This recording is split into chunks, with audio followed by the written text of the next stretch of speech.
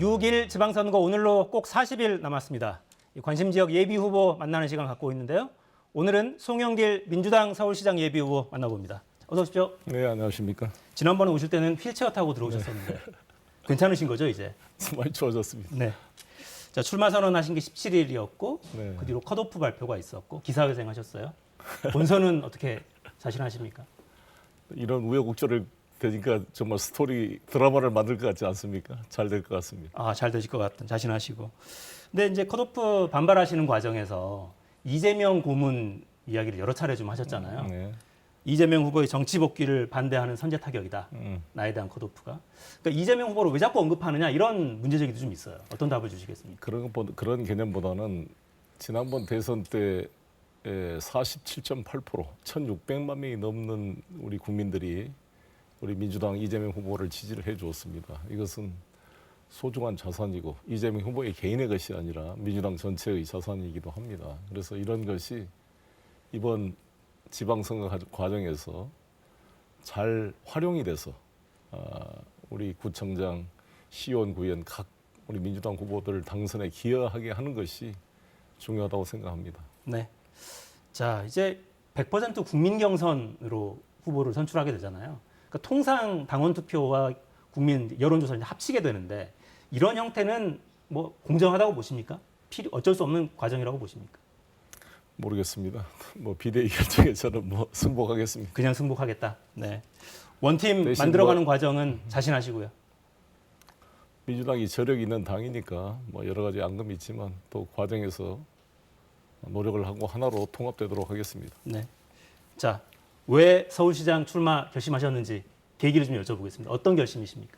둘로 나눠 말씀드리자면 우리 당적인 측면에서는 서울시장 선거를 포기하게 되면 경기도 인천이 어려워지고 수도권 전체, 지방 전체에 큰 영향을 미치기 때문에 서울시장 선거는 단순한 한 지방 선거가 아니라 전체 지방자치 선거를 리드하는 중심 선거다. 따라서 이것은 전 당적으로 민주당이 대응을 해야 되기 때문에 전직 당 대표를 지냈던 송영길도 나서야 된다. 이런 요구가 있었다고 생각을 합니다. 이것은 우리 당적인 생각이고 서울 시민의 입장에서 생각하면 우리 서울시가 세종시 이제 행정수도 이전 이후로 최근 윤석열 당선인이 산업은행 KDB 본사를 부산에 이전하겠다 이렇게 공약을 하면서 계속 서울이 좀 빠져나가는 피해 의식이 있다고 생각합니다. 그래서 저는 이 서울이 우리나라 지방과 서로 경쟁하는 그런 도시가 아니라 글로벌한 도시로 발전을 해서 프랑스, 파리, 런던,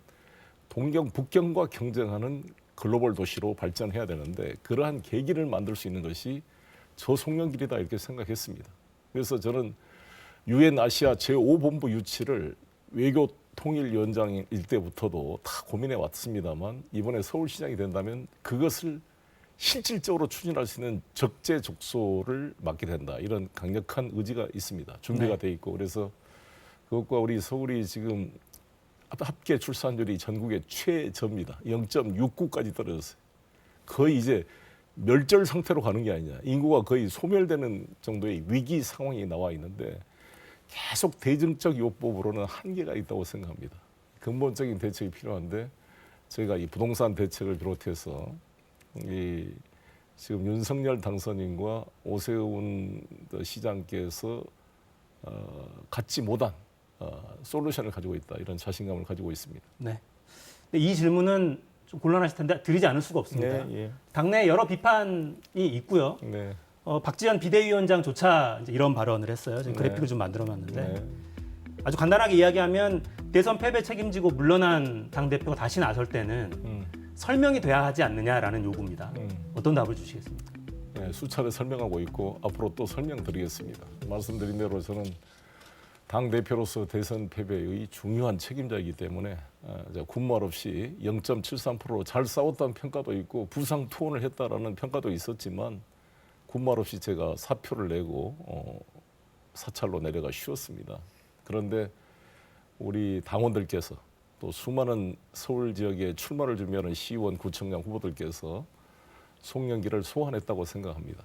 그래서 그러한 책임, 대선에 책임을 진다는 것은 제가 당대표 사표를 통해 이미 표시를 했고 다시 나오는 것은 책임지는 것 중에 하나다. 잘 아무도 나서지 않으려고 하는 사실상 패배의 분위기, 사실상 서울을 포기하는 분위기였던 이 지방선거에 이 험지에 승산이 상당히 희박함에도 불구하고 자기를 희생해서 국회의원직을 지금 포기해야 되는 거 아닙니까?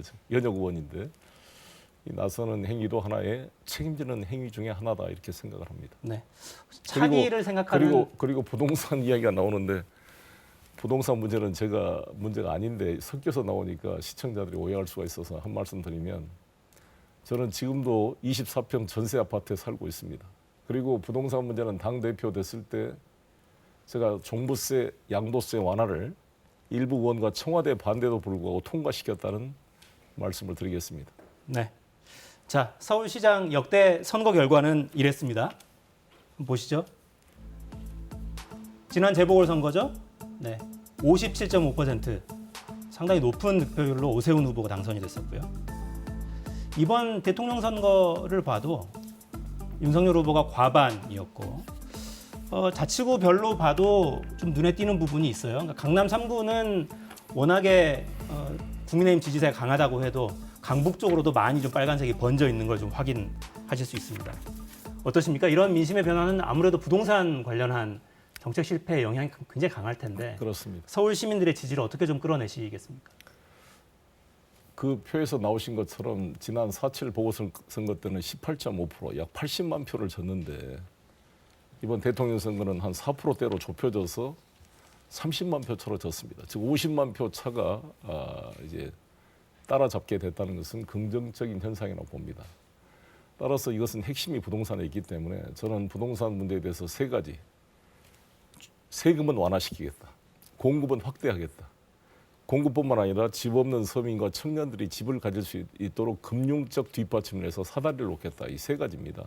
첫 번째 세제 완화는 제가 초고가 주택을 제약으로 1인 1주택에 대한 종부세를 사실상 폐지하겠다.부터 시작해서 양도세 중과를 유예하겠다. 이러한 정책을 지금 제시하고 있고요.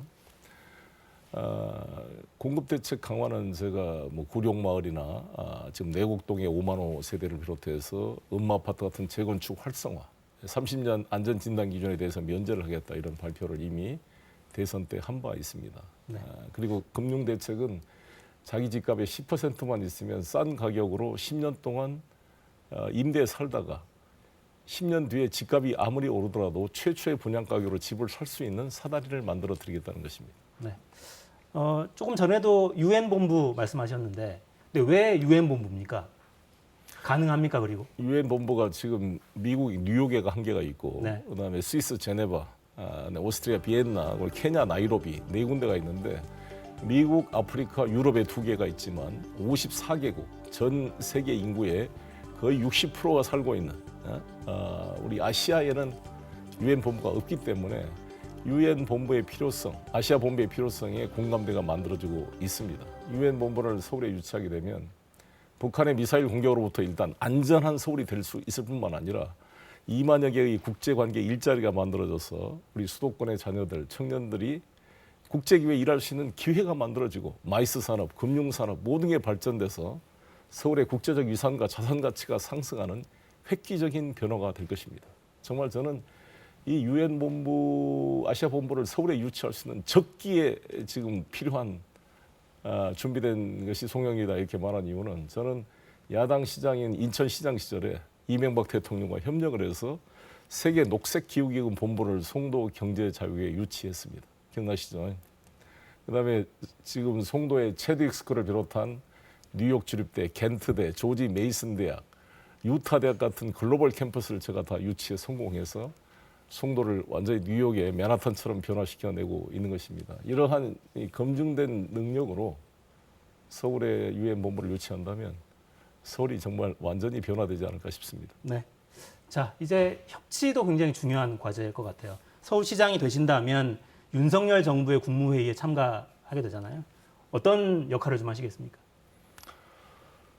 저는 야당 시장이 된다면 윤석열 정부에도 도움이 될 거라고 봅니다. 뭐든지 이 절대 권력은 이렇게 사고가 나기 마련입니다. 견제와 균형이 있어야 되는데 같은 당 시장, 오세훈 시장이 윤석열 대통령에게 바른 말을 하기가 쉽지 않습니다.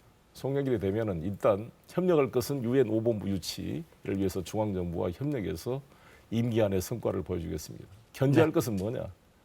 지금 용산 이전 같은 거 저렇게 하면 안 됩니다. 정말 여러 가지 문제점에 대해서 제대로 이야기를 제기할 것이고요. 부동산 이 대책도 막 대책 없이 용적률만 올려주면 부동산 투기가 될 것입니다. 저는 인천시장 때 이명박 대통령한테 인천국제공항 매각하려고 그랬잖아요. 강력히 반대해서 못하게 막아냈습니다. 알겠습니다.